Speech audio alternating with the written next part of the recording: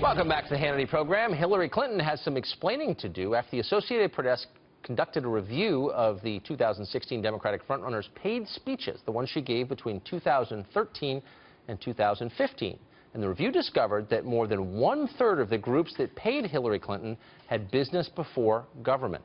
The report went on to say, this is a quote, almost all the 82 corporations, trade associations, and other groups that paid for or sponsored Clinton's speeches have actively sought to sway the government, lobbying, bidding for contracts, commenting on federal policies, and in some cases contacting State Department officials or Clinton herself during her tenure as Secretary of State. Well, in due diligence, we reached out to the Hillary Clinton campaign for comment on the report. We haven't heard back yet. We'll tell you if we do. Joining us now with reaction, author of Clinton Cash, the president of the Government Accountability Institute, and senior editor-at-large at Breitbart, Peter Schweizer, and the president of Judicial Watch, Tom Fitton. It's great to see you both. First to you, Tom. So the average, about half of American wage earners make under $30,000 a year. Here you had Hillary Clinton getting hundreds of thousands for an hour's work. How great are her speeches? I've never heard her say anything that wasn't banal, but her speeches must have been incredible to get that kind of payment, no? You know, she said she didn't know why people were paying her that type of money like Goldman Sachs and others, and now we know that this was insurance by these companies that have business before the government, take care of the incoming Clinton administration potentially, so their contracts are secure and they have a seat at the table, or they're not targeted by the Clinton administration. And on top of this, Tucker, she was also getting money from these very same entities while she was Secretary of State through speaking fees to her husband, which were going into their personal accounts.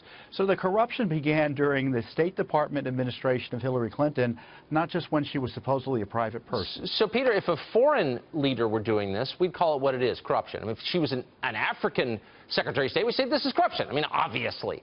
My question is, why did the Obama administration allow this? She was Secretary of State. Her husband continued to travel the world getting money from foreign interests. Why did they allow that?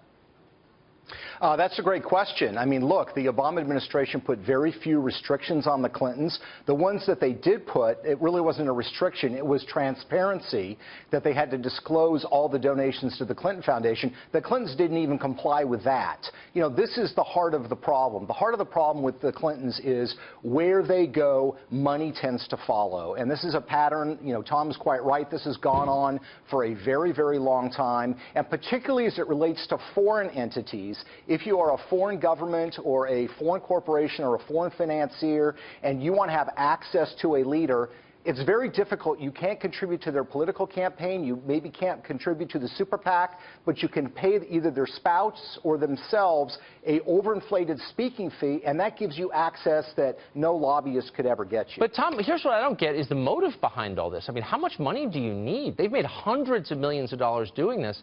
The only conclusion I can reach, I don't know what the other one is that they're greedy. They're greed heads. They're money worshipers. Like, why else would you do this?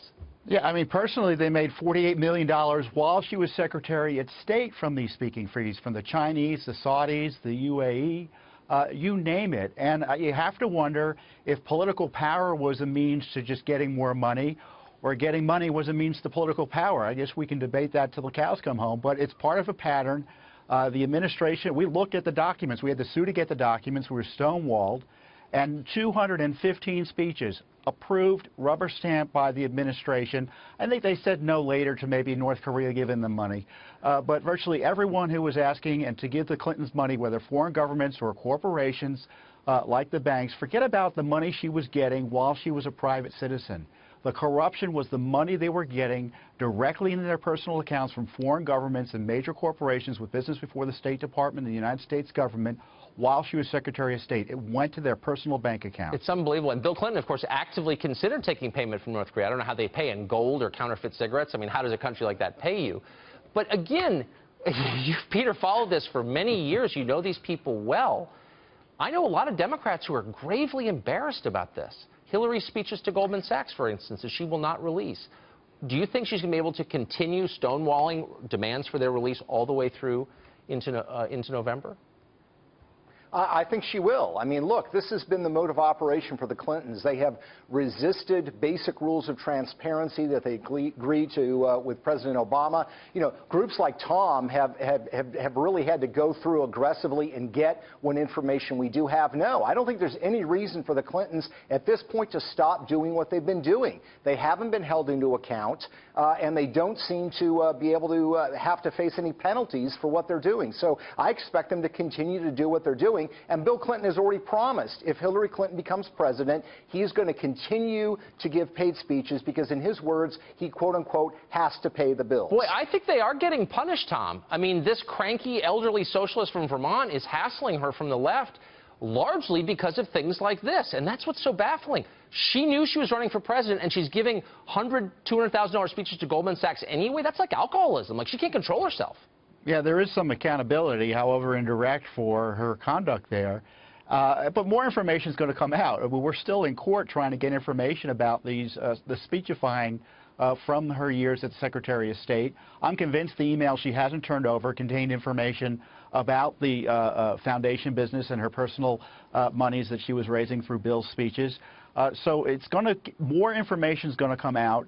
And it's going to come out soon. And recall, the FBI, supposedly, according to the Fox News, is investigating her conduct as Secretary of State, yes, and whether there was criminal activity in response to the foundation work and her personal money-raising narrative as well. I hope so. I think this is a bigger story than the emails because it just reveals so much about where they're coming from. Gentlemen, thank you for providing so much information about this. I hope you'll keep it up. Thanks for joining us. Thank you. Thank you.